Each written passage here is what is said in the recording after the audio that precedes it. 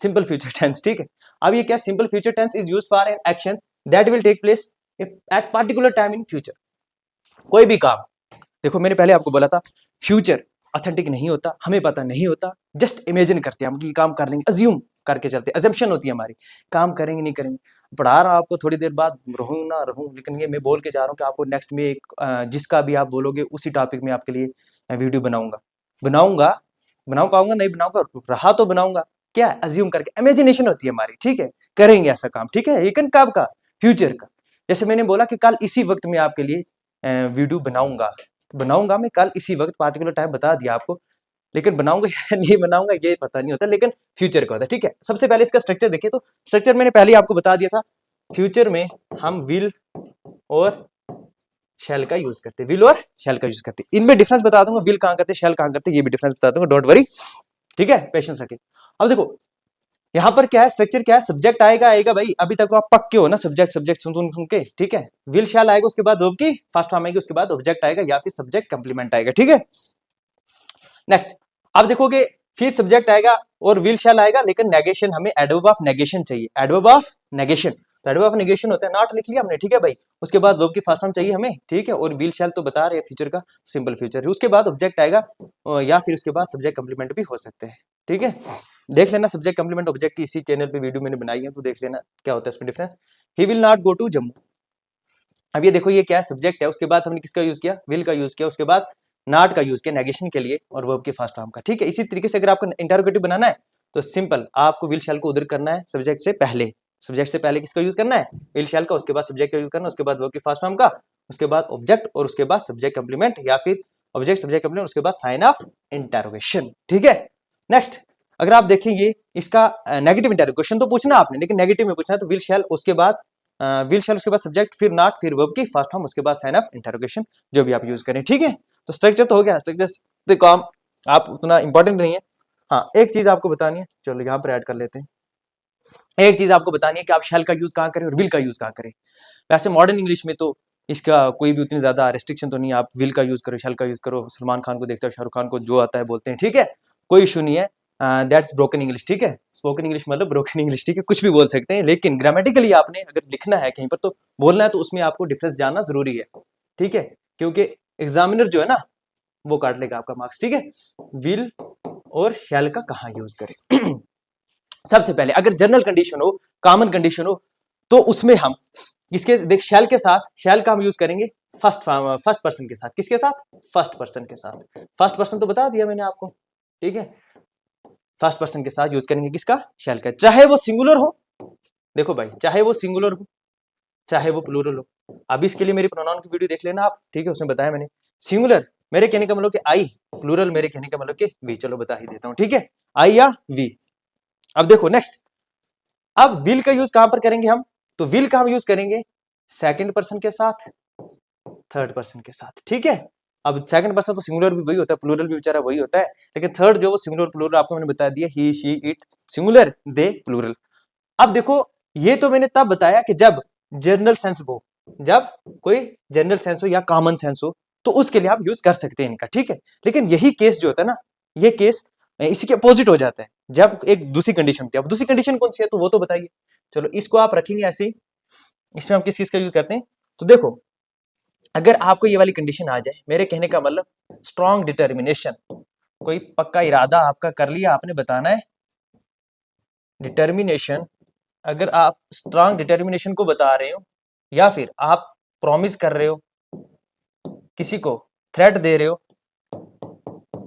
Promise या फिर धमकी दे रहे हो किसी को, तो तब इनका केस जो वो थोड़ा सा रिवर्स हो जाता है। रिवर्स कहने का मतलब इधर इस ये वाला इधर कर लो, ये वाला इधर कर लो, देखो क्या इधर कर लो उधर कर लो। मेरे कहने का मतलब कि फर्स्ट पर्सन के साथ विल का यूज करेंगे तब, और सेकंड और थर्ड पर्सन के साथ हम किसका यूज करेंगे, शैल का यूज करेंगे। समझ तो आया आपको, नहीं आया, इसका यूज करेंगे हम तब फर्स्ट पर्सन के साथ, और शैल का यूज करेंगे हम सेकंड और थर्ड पर्सन के साथ, अगर ये वाली कंडीशन होगी, ये वाली कंडीशन होगी, ठीक है। जैसे फॉर एग्जांपल देखो स्ट्रॉन्ग डिटर्मिनेशन, प्रॉमिस, थ्रेट, अगर ये वाली कंडीशन होगी तो तब हम शैल का यूज करेंगे सेकंड और थर्ड पर्सन के साथ, और अगर उस यही वाली कंडीशन हो तो हम फर्स्ट पर्सन के साथ विल का यूज करेंगे, लेकिन अगर कॉमन सेंस हो तो तब विल का सेकंड और थर्ड के साथ और शैल का फर्स्ट पर्सन के साथ। एग्जांपल मैं बताता हूं आपको, एग्जांपल देखो, जैसे for example I shall go to Jammu, I shall go to Jammu.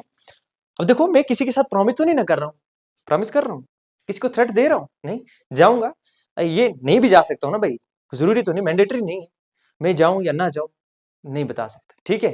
लेकिन मैंने बोला I will make a video for you, मैं आपके लिए एक वीडियो बनाऊंगा for any other next topic.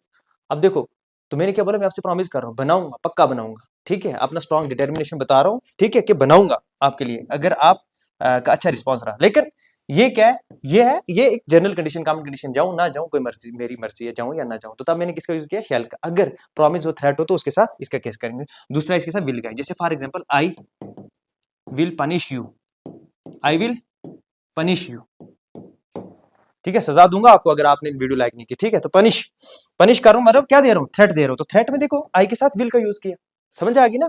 बस यही कंडीशन आपने याद रखनी, और उतना ज्यादा नहीं, और इसमें से कम ही एरर पूछा जाता है, बहुत कम। तो ये था तो मॉडल का टॉपिक, चलो आपके लिए बता दिया। नेक्स्ट अब देखेंगे हम कहां पर हम इसका यूज नहीं करेंगे, सिंपल फ्यूचर में एरर कहां पर आता है, कहां पर हम यूज नहीं करेंगे, ठीक है।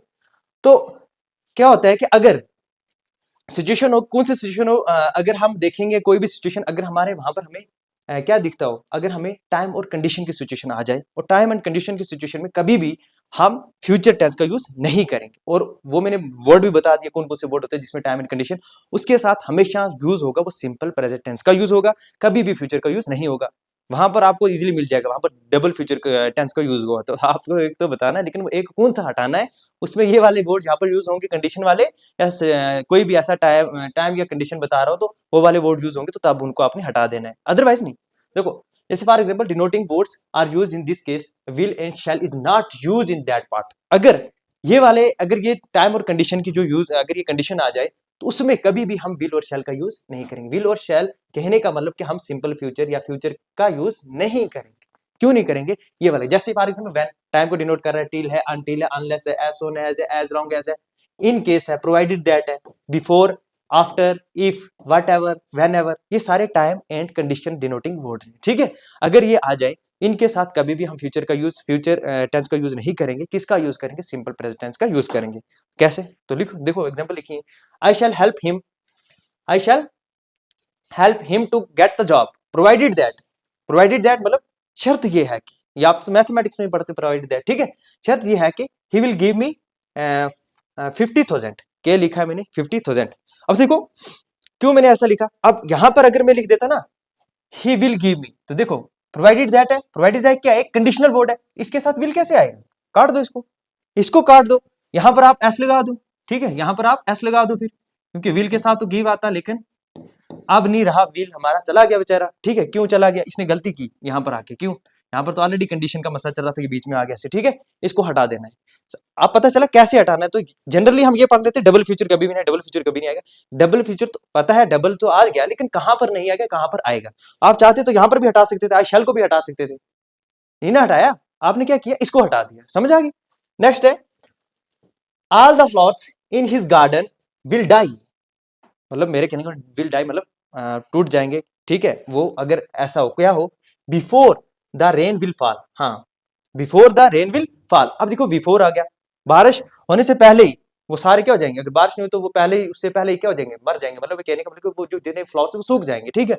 अब देखो रेन विल फॉल, अब देखो ना ये बिफोर लिखा है, अभी तो वर्ड मैंने लिखा था बिफोर, हाँ ये बिफोर, तो देखो बिफोर लिखा है अगर, तो इसमें देखो आगे बिफोर के आगे हमें कभी फ्यूचर का यूज नहीं पड़ेगा, तो क्या आएगा, बिफोर रेन फॉल्स, तो फॉल्स आ जाएगा, फिर इस फॉल को फॉल्स कर देंगे, ठीक है। तो यहां पर गलती थी, यहां पर गलती थी, ठीक है। अब ये आपके लिए, आप मुझे बताइए, unless you will work hard you will not succeed, ठीक है। आप इसमें बताना है कि कहां से हमने विल को हटाना है, क्या उधर से हटाएंगे या इधर से हटाएंगे, ये आपके लिए, ठीक है, आपके लिए, आपने ही कमेंट में मुझे बताना है, ठीक है, कि सिंपल फ्यूचर में ये वाला जो है बताना कि सी, पार्ट सी का कौन सा ऑप्शन है, समझ आ गई, पार्ट सी में क्या है वो वर्ड लिख के बताना है, ठीक, समझ आ रही है ना, आई होप।